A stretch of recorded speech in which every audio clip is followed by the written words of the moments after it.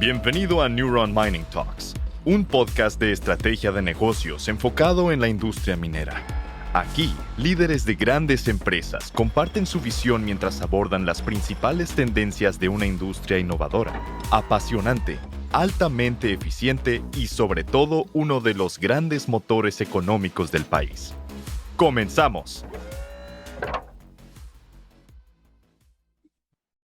Bienvenido a todo el público a un episodio más de Neuron Mining Talks. Hoy estamos muy contentos de estar platicando con uno de los líderes más destacados del sector minero. Bienvenido a todo el mundo, todos nuestros amigos de la comunidad minera y también a todos los curiosos que les gusta enterarse sobre la actividad minera en México a este episodio. Hoy estamos con Carlos Espinosa, quien es director de consejo para Monarca Minerals. Carlos, bienvenido, muchas gracias, ¿cómo estás? Muy bien, Frank, muchas gracias por la invitación. Muy contento de estar aquí.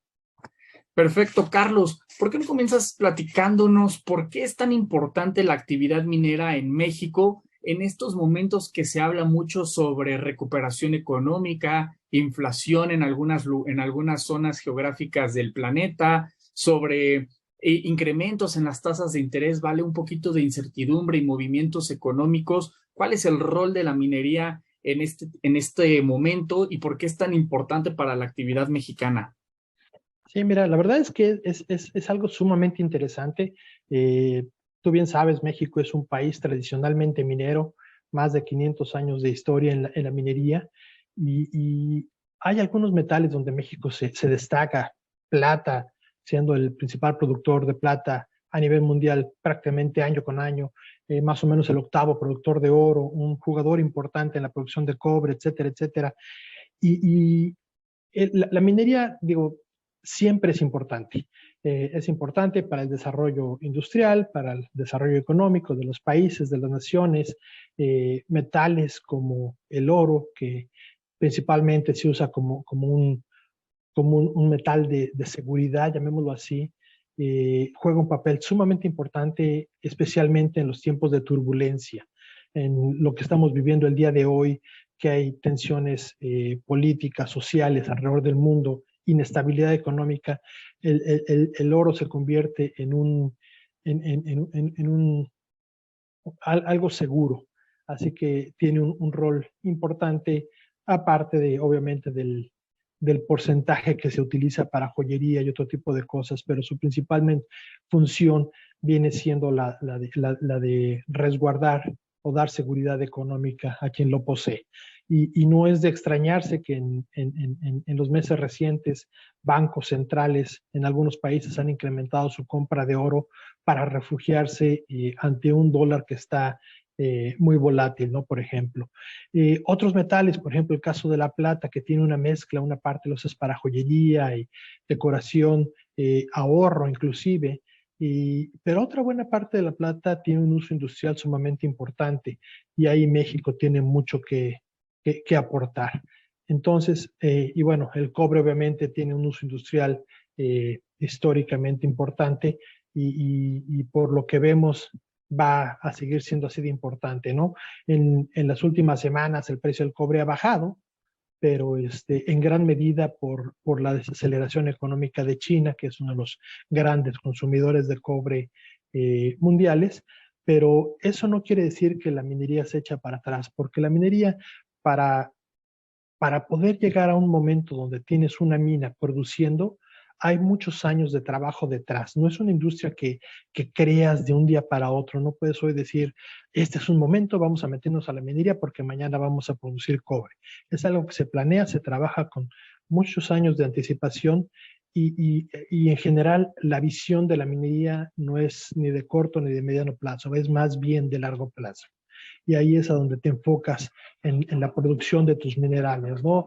Ahorita recientemente, los últimos años, vemos el boom del litio, porque finalmente estamos viendo cómo la demanda de litio y algunos otros minerales relacionados con la producción de baterías para los automóviles está creciendo una demanda importante, y lo que hace unos años parecía algo utópico, tener automóviles que te puedan manejar o transportar más de 300 kilómetros de distancia, hoy es una realidad. Lo que sigue es que va a haber transporte público eléctrico, coches eléctricos más baratos, entonces va a haber un consumo masivo y eso te demanda más este tipo de minerales, ¿no? Entonces, las empresas que hoy producen litio empezaron a explorar hace tal vez una década o más para hoy estar en posibilidad de empezar a suministrar este tipo de minerales. Justo tocas un tema muy interesante para dos industrias en particular, la minera y la automotriz, que es el tema del litio. Y dicho esto, sale mucha información, alguna información un poco incompleta, otra información pues muy interesante de fuentes muy importantes. ¿Cuál es tu visión sobre el tema del litio? ¿México puede realmente convertirse, digo, tal vez no como hoy lo es la plata para México o como el oro, como lo mencionabas, pero puede el litio realmente ser a lo mejor ese material del mañana que vuelva a reinventar la industria minera en México? Quisiera preguntarte eso y también como segundo preguntarte sobre el tema del litio en la fabricación de las baterías para los autos eléctricos, en sentido de decir, bueno, realmente el parque vehicular de autos eléctricos en México pues es bastante bajo, menos de 5,000 al año, pero México no fabrica autos para México, México fabrica autos para Estados Unidos y Biden tiene una política de electrificar su parque vehicular en un 50%. Lograr eso, estamos hablando de cerca de 7, 8 millones de vehículos al año, donde México podría encontrar una oportunidad como proveedor, tal y como lo ha hecho en las últimas décadas. ¿Cuál es tu visión y tu lectura sobre esto, Carlos? Mira, la primera parte que mencionas en cuanto a la posibilidad de que México se convierta en un jugador importante en la producción de litio, está todavía en el aire por una razón, por dos razones, pero una de ellas es que realmente en México no ha habido suficiente exploración para la búsqueda de litio. Hay algunos solares que están ya identificados, hay una empresa que ya está bastante avanzada acerca de la producción, pero es algo, digámoslo así, incipiente. Eh, y una vez que encuentras el litio, eh, por lo que me han explicado, porque yo no soy geólogo, no soy técnico, pero lo que entiendo, eh, el litio que viene mezclado con otros minerales, depende qué tipo de mezcla tenga para ver su calidad y esa calidad te va a determinar si puede ser utilizado en una batería de un automóvil o no. En el caso del litio que se produce en Argentina, aparentemente las condiciones geológicas permiten que sea un litio de muy alta calidad. En el caso de México todavía no lo sabemos, entonces no estamos seguros si podría ser un mineral realmente importante o atractivo en México. Y otro punto que también nos pone ahorita como un signo de interrogación sobre la capacidad de México para convertirse en un jugador importante, es el tema regulatorio. Tú sabes que hace 2 o 3 días, hace un par de días de hecho, anunciaron la creación de Litio-Mex o Litio-MX, y el gobierno federal tiene la facultad o han tomado el control sobre lo que puede hacer la producción de litio en México. Y eso a mí me hace dudar sobre la capacidad que pueda tener México para tener éxito en este tema, por una razón importante. La minería es una industria, como lo mencionaba al inicio de la charla, de visión de largo plazo. Hay que trabajar por muchos años y hay que invertir muchísimo dinero antes de empezar a producir cualquier mineral. Entonces, la primera pregunta que me surge cuando anuncian la creación de Litio MX es ¿cuánto dinero está dispuesto a aportar el gobierno para desarrollar esta industria? Para explorar, para hacer estudios, eventualmente construir la mina y producir. Estamos hablando de cientos de millones de dólares, tal vez más. Y es un compromiso importante, no puedes quedar a medio camino, o se hace o no se hace. Y el segundo punto es, que va también en esa misma línea, no estoy seguro cuántas mexicanos estén capacitados hoy día para el litio. Así que seguramente habrá que traer algunos expertos extranjeros que puedan aportar su conocimiento para poder desarrollarlo, ¿no? Y en este momento, al estar todo concentrado en manos del gobierno mexicano, pues vamos a depender totalmente de lo que ellos hagan, de su éxito, para poder crear un México fuerte en el tema de litio o no. No hay mucha opción. Para mí el ideal sería que el gobierno mexicano fungiera el rol de regulador para que se pongan reglas claras, para que se aseguren que las empresas cumplen con las diferentes normas de seguridad, sanitarias, etcétera, etcétera, ecológicas obviamente, pero que le permitiera, como es en otros minerales, a los inversionistas mexicanos o extranjeros a participar en esa búsqueda de litio. Ese tema es bien interesante y se escuchan muchas conversaciones al respecto que me gustaría tocar algunos puntos más adelante, pero hablando sobre proyectos, sobre desarrollos, quisiera tocar un tema pues muy importante para ustedes y para toda la comunidad minera, que es San José. Entiendo que por ahí hicieron cerca de 15 perforaciones, ya la mitad está dando resultados, estamos viendo expectativas en resultados de oro, de plata, de zinc, de cobre, de varios materiales. Quisiera que nos contaras un poquito de, bueno, cuáles han sido estos resultados, cuáles son las expectativas, ven a lo mejor espacio a que proveedores puedan participar en este proyecto, ¿qué le podrías compartir al público interesado en todo este proyecto que tienen en Chihuahua? De hecho, muchas gracias por la pregunta. San José es un proyecto muy, muy interesante y la verdad le tenemos mucha fe y mucho cariño porque es un proyecto que empezamos desde cero. Es un descubrimiento nuestro. Somos la primera empresa que realmente está trabajando de manera formal en San José. Antes hubo un poquito de minería artesanal mínimo y hasta ahí. Tenemos una concesión de un tamaño interesante, son más de 1,500 hectáreas y el año pasado precisamente terminamos nuestro primer programa de perforación en un área que habíamos identificado después de haber hecho diversos estudios, primero de muestras superficiales y después una geofísica bastante buena. Y obtenemos resultados, como bien dices, de oro, de plata, de cobre, zinc, plomo. Pues ahorita se le puede llamar un proyecto polimetálico. Todavía no hay una definición muy clara de cuál va a ser el metal que predomine. Y ahorita lo que estamos haciendo, estamos planeando un programa de perforación un poco al oeste de donde trabajamos el año pasado, porque según los resultados que hemos visto, el depósito camina en esa dirección y creemos, o tenemos la seguridad más bien, de que en esa área es donde vamos a encontrar la mineralización más fuerte. Así que ahorita lo que sigue para nosotros es hacer ese programa de perforación que lo haremos tal vez en el segundo semestre, bueno, en lo que queda este año o en el primer semestre del próximo año, para entender mejor esa geología. De igual forma, tenemos que regresar a donde ya perforamos en algunos de esos pozos y tal vez hacer alguna perforación más profunda en algunos de ellos. En promedio perforamos entre 250 y 400 metros en cada pozo.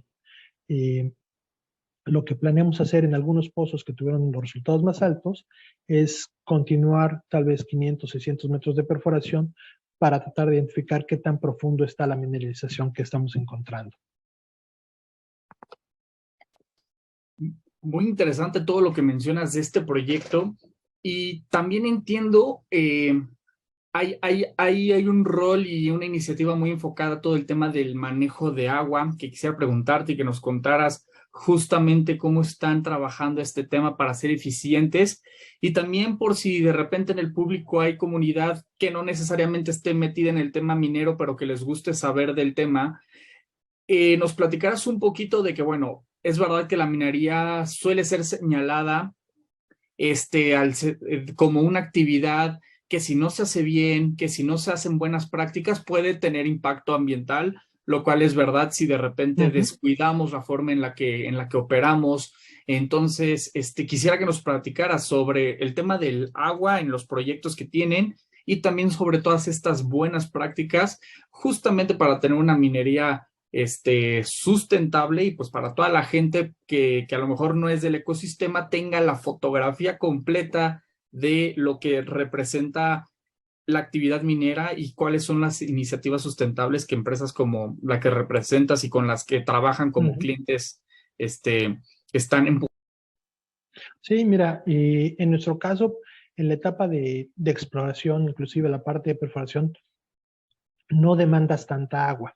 Sí utilizas agua, pero no mucha. Entonces, lo que hicimos nosotros en nuestro caso, en el programa de perforación, subcontratamos a una empresa perforista de Sonora, un grupo ahí bastante competitivo, que hizo un trabajo extraordinario, y como parte de la planeación, de origen así se planeó, se trajo una pipa de agua que podía suministrar el agua necesaria para la perforación. Ahora, cuando estás perforando, te encuentras con pozos de agua, que a veces, dependiendo de la cantidad de agua que hay en el subsuelo, a veces puede inclusive convertirse en un reto, en un problema para la minera. Entonces, lo que te quiero decir es que hicimos un uso cuidadoso del agua cuando hicimos el programa de perforación, pero si vemos hacia adelante, el que hayamos encontrado esos pozos subterráneos de agua son buenas noticias para nosotros y para la comunidad, porque lo que está sucediendo es que en el caso particular de San José, el agua está llegando de la Sierra de Chihuahua por el subsuelo, así que se va filtrando y, por ejemplo, en nuestro caso, lo que hicimos también que va relacionado con el tema del agua y de la comunidad, ayudamos a una de las comunidades donde estamos trabajando a rehabilitar un pozo que surte de agua precisamente a la comunidad. Así que una de las cosas buenas que encontramos fue esos pozos de agua en el subsuelo que nos permiten, en el futuro podría ser agua que puede ser utilizada por la comunidad y parte pueda ser utilizada por la empresa si es que llegamos a una etapa de producción. Es muy interesante escuchar cómo justamente la minería tiene ese privilegio justamente de ayudar a comunidades que están muy alejadas del urbanismo, muy alejadas y hasta a veces no se les voltea a ver, pero precisamente al estar de repente estos proyectos tan importantes con buenas prácticas pueden tener un impacto muy positivo. Creo que es importante también comunicar esa parte, no nada más cuando de repente se escuchan ciertos problemas o accidentes que suceden en todas las industrias, en todos los negocios. Y pasando a otro tema, Carlos, nos platicabas de los proyectos que han manejado por el lado de Monarca Minerals, pero también tienes mucha experiencia justamente en el acompañamiento para las empresas en el tema de soft landing, de temas de levantamiento, inyección de capital, que creo que es un tema muy importante para los pequeños mineros. Quisiera que nos platicaras, bueno, ¿cómo ves este panorama vinculado a la incertidumbre que hay en los mercados, vinculado a justamente la incertidumbre que también hay en temas de ciertas licitaciones o de ciertos permisos que han hecho mucho más largo en los procesos de la actividad minera? ¿Cuál es tu visión sobre esto? Mira, en cuanto a la parte de financiamiento es muy interesante. Yo creo que en México hay una oportunidad que no ha sido aprovechada. Te voy a platicar un poquito del antecedente que me hace llegar a estos comentarios. Tú sabes, yo vivo en Toronto, Canadá, y por varios años trabajé en la Bolsa de Valores de Toronto. La Bolsa de Valores de Toronto es la bolsa más importante en el mundo para el sector minero. En Toronto se recauda capital más o menos para el 50% o tal vez más de las empresas mineras que están en la bolsa de cualquier parte del mundo. Toronto es mucho más grande para la industria minera que Nueva York, que Australia o que cualquier otro país. Solamente la bolsa de Londres es más grande, pero Londres maneja empresas enormes, unas cuantas empresas enormes, mientras que Toronto maneja empresas grandes, productores, y empresas junior de exploración. Y eso permite que las empresas puedan tener acceso al capital. Tú bien sabes que el sector minero está considerado, especialmente en la exploración, como una industria de alto riesgo. Entonces, por definición, en ninguna parte del mundo hay banco que le quiera prestar a una empresa de exploración. Entonces, ¿cómo te financias siendo una industria tan cara para operar? Pues a través de capital de equity. Y es algo que ya está muy instrumentado en Toronto. De hecho, yo he tenido la oportunidad de trabajar o de asesorar a empresas latinoamericanas para listarse en Toronto y levantar capital en Canadá. Empresas, por ejemplo, el año pasado listamos una empresa de Argentina que era privada, con un proyecto de oro muy bonito en el sur de Argentina, y logramos listar en la Bolsa de Toronto y recaudar capital en Toronto para sus programas de exploración. Y eso lo hemos hecho con varios casos.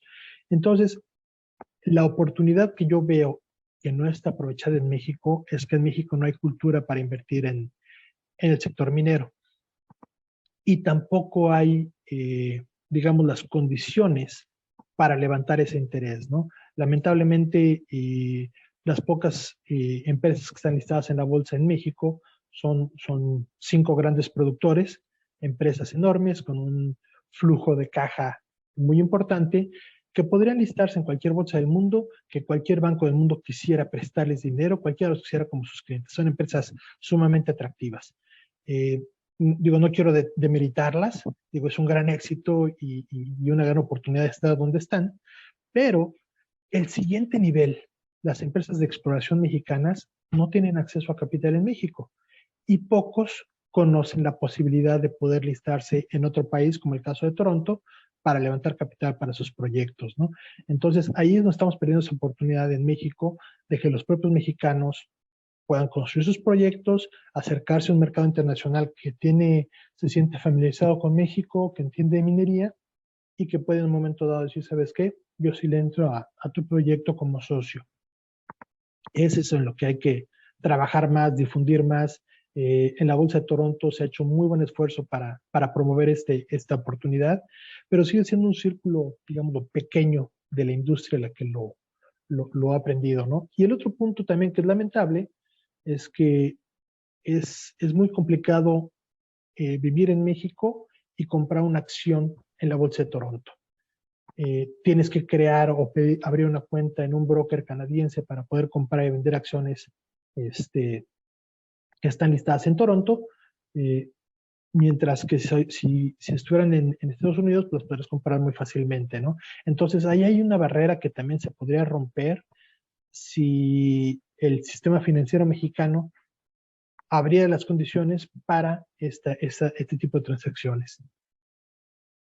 Muy interesante cómo se está construyendo precisamente ese ecosistema enfocado para que no nada más los jugadores grandotes pues puedan participar, sino también se vayan desarrollando de los dos lados, tanto quien le interesa invertir en este sector, tanto como quien puede encontrar a lo mejor por ahí un proyecto interesante. Y ahora quisiera preguntarte o que nos contaras, pero visto desde el otro lado, estos inversionistas que platicas, que precisamente quieren llegar a México, quieren invertir, quieren participar, quieren inyectar capital, y a los que también entiendo los has acompañado en temas de consultoría, etcétera. ¿Cuáles son esos pains o esos stoppers que tú ves por parte del inversionista extranjero? Decir, oye, me interesa invertir en México, estoy listo, pero sigo teniendo ciertas preocupaciones por A, por B, por C. ¿Cuáles son esas preocupaciones que tú ves, Carlos? Y sobre todo también, ¿cuáles serían entonces las recomendaciones que debería de hacer la industria para precisamente que estos inversionistas no la piensen 2 veces o no nos descarten en cuanto a invertir en proyectos mineros? Mira, súper interesante la pregunta porque, digo, yo lo he conversado en el pasado con algunas autoridades mexicanas y les decía, tenemos que promover a México como una oportunidad integral como país. A veces vienen pues autoridades estatales, el gobernador de Chihuahua o el gobernador de Durango o de Sonora, que son estados tradicionalmente mineros, y todo el mundo habla de las bondades y maravillas de su estado, que está bien, pero yo creo que cuando sales a un foro global a promover, se debe promover como país. ¿Qué es lo que ha hecho Perú? ¿Qué es lo que ha hecho Australia? ¿Qué es lo que hace Canadá? Y no te están invitando a invertir no sé, en Medellín, te están invitando a invertir en Colombia. o te están invitando a invertir en Canadá. Entonces, por un lado, hay que hacer un frente común como país para promover a todo el país y entender que no estamos compitiendo entre los estados, estamos compitiendo contra el resto del mundo. Uno de los países más atractivos para la minería sigue siendo Canadá, otro es Estados Unidos, otro es Australia. Entonces, tenemos que demostrar y poner las razones como país por las cuales un inversionista preferiría venir a México en lugar de invertir en Arizona, por ejemplo. Eso es uno de los temas que se debe de tener en mente, yo creo, para cuando sale México a promover. Ahora, ¿cómo ve el inversionista o qué es lo que le hace ruido al inversionista? Y ahorita hablando específicamente de inversionistas del sector minero que quieran invertir en México. ¿Cuáles son sus preocupaciones? Uno de ellos, que no es nuevo, es la seguridad. La seguridad es un problema serio y la seguridad, especialmente lo que tú mencionabas hace un rato, la minería está en zonas remotas. Entonces, zonas rurales, con pocos caminos, con poca vigilancia, y algunas de esas zonas son peligrosas, otras no. En el caso nuestro de San José, tenemos la fortuna de estar en una zona muy tranquila y tenemos una relación muy buena con la comunidad y no hemos tenido problemas, pero hay otras zonas donde no es tan fácil entrar o salir, ¿no?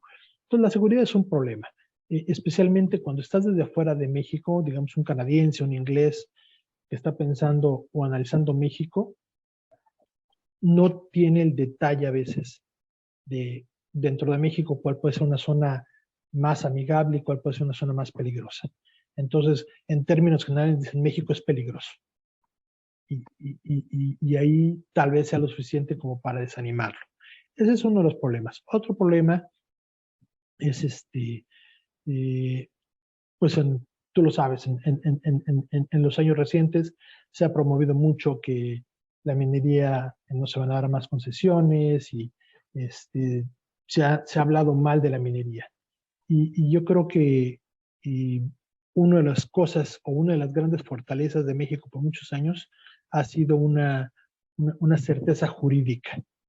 Y ahorita está, yo te diría yo, un poco en duda. Y ese es el mensaje que se lee desde afuera, ¿no?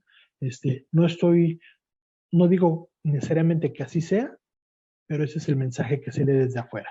Así que, ¿qué pasa? Los que están ya en México, algunos dicen, bueno, ya estamos ahí, ya hemos invertido varios millones de dólares, vamos a tratar de aprender a trabajar con estas nuevas reglas, con estas condiciones actuales y salir adelante. Pero si eres una persona que apenas está pensando en invertir, uno de los temas que vas a ver es seguridad en el lugar, la seguridad política o estabilidad política y obviamente toda la parte técnica del país, ¿no? Qué tanta oportunidad pueda tener un proyecto para desarrollarse o no. La verdad es que a final de cuentas la minería se va a donde están los proyectos y se mete a países muy complicados, puede ser en África o en otras regiones del mundo, si es que el proyecto lo justifica y si es que hay algunos valientes que se atreven a desarrollarlo, ¿no? Porque no es solamente poner tu dinero. Hay que tener un equipo técnico que se meta y esté ahí para trabajarlo. Y ahí es donde puede tal vez romperse la secuencia. Ok, muy interesante cómo se va construyendo este ecosistema, cómo es una mezcla de distintos factores y todas las oportunidades que hay que nos compartes, Carlos. Yo un poquito para ir cerrando, hablábamos hace un momento sobre el desarrollo de las comunidades, sobre la minería sustentable, sobre la seguridad dentro de las operaciones, pero todo esto solamente hay una forma de lograrlo y es con tecnología, ¿no? Tecnología que nos va a permitir justamente hacer más eficientes, hacer más amigables con el medio ambiente. Y yo quisiera preguntarte desde tu visión, ¿qué tecnología ves tú que va a ser la que llegue a cambiar el mundo minero, que ya lo estamos viendo con algunos temas de automatización, inteligencia artificial, pero quisiera preguntarte tú, ¿cuál es tu visión a futuro, mediano plazo en los siguientes años? ¿Qué tecnología va a ser muy importante de adoptar en las operaciones mineras y que seguramente ya está sucediendo y que lo estás viendo a lo mejor con los grandes jugadores del sector que le están apostando a qué tecnologías, Carlos? Mira, hay varios temas en este sentido. Por un lado, la tecnología que se utiliza para la producción, la explotación y demás. Y en esa línea hay mucho interés en la reducción de uso de agua, en la maximización del reciclaje de agua para igual tener un menor impacto, en la parte de automatización, equipos a control remoto y cosas por el estilo para reducir el riesgo de los mineros. Entonces también ves con mayor frecuencia empiezas a ver equipos más sofisticados que puedes manejar a control remoto, especialmente en esas zonas donde pueda haber un mayor riesgo de algún tipo de accidente, ¿no? Y eso cada vez va en aumento.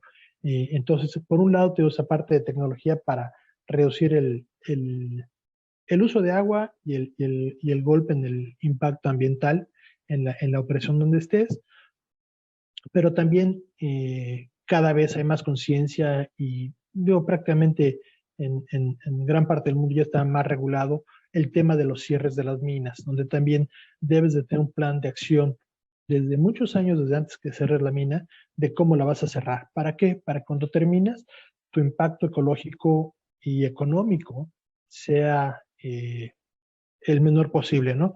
Y al decir económico me refiero, cuando cierras la mina, mucha gente va a perder su trabajo. Entonces, ahora las empresas también están tratando de ser más proactivas para desarrollar industrias que puedan trasladarse de proveedores de minería locales a proveedores de algún otro tipo de cosas y les permita, una vez que cierre la mina, continuar su actividad económica en la región para seguir generando pues, riqueza para la comunidad.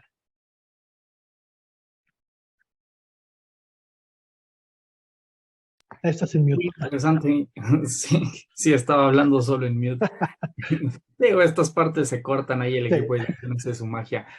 Carlos, pues muy interesante esos desarrollos, esos esfuerzos que hay ya un poquito a manera de cierre. ¿Con qué nos dejas? ¿Con qué despedimos al público? No sé si traigas un mensaje final, conclusiones de tu lado para compartir con la audiencia. Mira, sí, por un lado, y especialmente para la gente que no está tan familiarizada con la minería, mi mensaje sería que traten de aprender un poco sobre la minería y sobre la importancia de la minería en nuestra vida cotidiana, ¿no?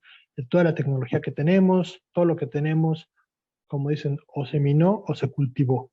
De alguna manera, para poder tener el mundo que tenemos hoy, necesitamos de la minería, dependemos de la minería, de hecho.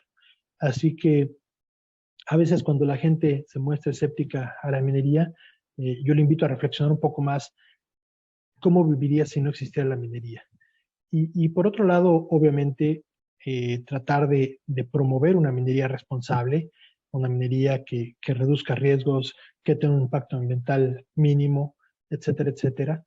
Y por último, tratar de desarrollar o de participar en la minería en México, de alguna manera, como inversionista, como minero, como proveedor, pero tratar de involucrarse más en una industria que es muy importante para México, que genera muchos empleos, que ayuda en muchas localidades, especialmente las localidades remotas. La minería hace muchísimo por las comunidades, pavimenta caminos, construye hospitales, muchas veces pone escuelas, alumbrados, cosas por el estilo, sin que sea esa su obligación, pero es parte de lo que hacen las empresas mineras para integrarse a la comunidad donde trabajan y no solamente contratar a la gente ya, sino realmente crear un impacto positivo en la región.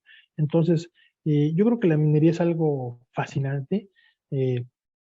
Cuando me empecé a involucrar de lleno en la minería hace más de una década, fui dándome cuenta que era una industria totalmente diferente a las industrias que yo conocía tradicionalmente, que era principalmente manufactura, y me parece que es una industria realmente apasionante. Entonces, pues lo último que diría yo es invitar a la gente a aprender más sobre la minería y lo que hay detrás, que es un mundo verdaderamente fascinante. Totalmente, creo que el primer paso es informarse y pues bueno, justamente ese es parte de los objetivos de que nos hayas acompañado hoy, Carlos, compartir prácticas. En lo personal pues aprendí bastante de todo lo que nos compartes y espero también todo el público haya disfrutado mucho de esta conversación. Te agradecemos mucho por tu participación, Carlos. Muchísimas gracias. Ha sido Gracias todo un por gusto. acompañarnos a un episodio más de Neuron Business Talks. Contigo. Sigue la conversación en vivo en nuestros foros de negocios del sector automotriz, minero, energético, tecnología y petróleo. También te invitamos a seguirnos en nuestra página neuronbusinessgroup.com, nuestras redes sociales y suscríbete a nuestro newsletter, donde recibirás información de primera mano sobre